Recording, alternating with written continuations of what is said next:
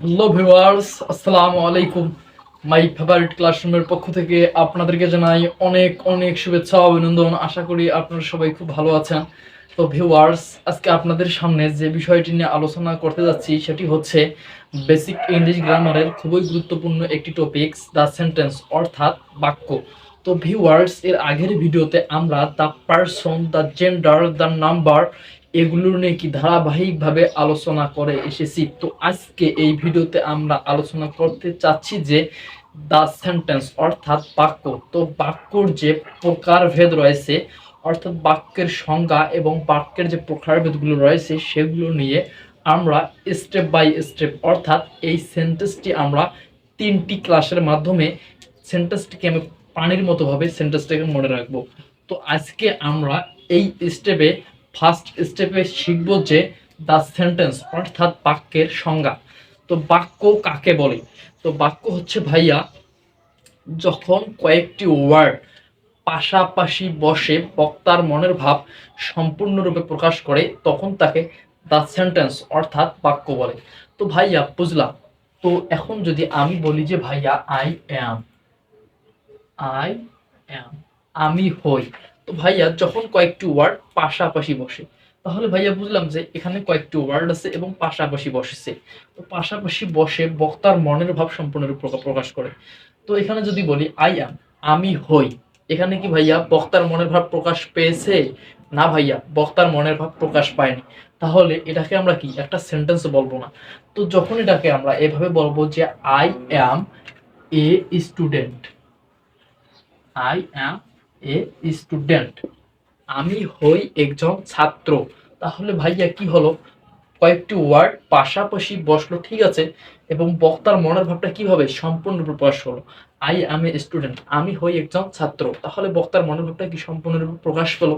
তো আরো যদি বলি যে ভাইয়া আই ইট, আই ইট, আমি খাই। তো ভাইয়া কি খাই? আমাদের মনে একটা কি আকাঙ্ক্ষা থেকে যাচ্ছে যে কি খাই, কি খাই, আই ইট, কি খাই। তো আমি খাই ভাইয়া I eat rice, I eat rice, আমি ভাত খাই। তাহলে ভাইয়া কি এখানে একটা কি কোনো আকাঙ্ক্ষা থাকছে না? তাহলে বক্তার মনের ভাবটা কিভাবে সম্পূর্ণরূপে প্রকাশ পাচ্ছে? আই ইট রাইস, আমি ভাত খাই। তাহলে এটি ভাইয়া এই দুটি কি হচ্ছে সেন্টেন্স। তাহলে ভাইয়া আমি তাহলে সংজ্ঞাটা বললাম যে, তো যখন কয়েকটি ওয়ার্ড পাশাপাশি বসে বক্তার মনের ভাব সম্পূর্ণরূপে প্রকাশ করে তখন তাকে সেন্টেন্স, অর্থাৎ বাক্য বলে। তো ভাইয়া বুঝলাম যে এখানে কমপ্লিট সেন্টেন্স, অর্থাৎ একটা সেন্টেন্স হয়ে গেল।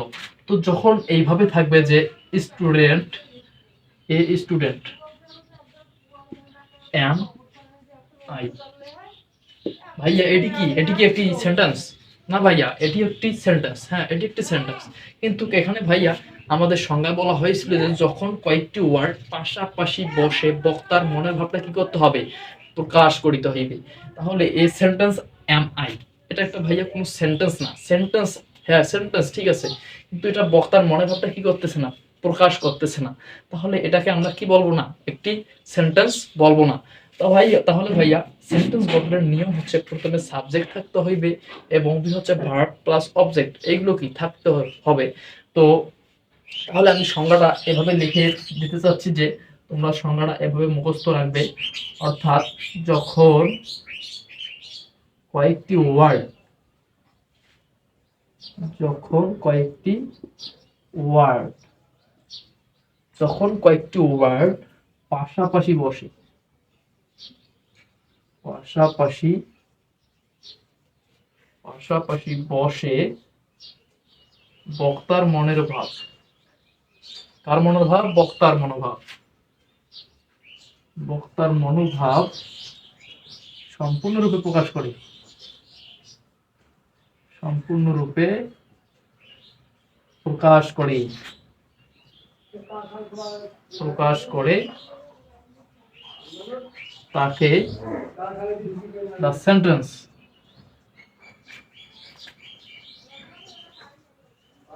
সেন্টেন্স অর্থাৎ বাক্য বলে। তো ভাইয়া আশা করি বিষয়টি বোঝাতে পেরেছি। তো এতক্ষণ পর্যন্ত আমাদের সাথে থাকার জন্য অসংখ্য ধন্যবাদ। ভালো থাকবেন, সুস্থ থাকবেন এবং সুস্থ থাকার জন্য পরিমাণ মতো পানি পান করবেন এবং পরবর্তী ভিডিও দেখার আমন্ত্রণ রইল। আসসালামু আলাইকুম ওয়া রাহমাতুল্লাহি ওয়া বারাকাতুহু।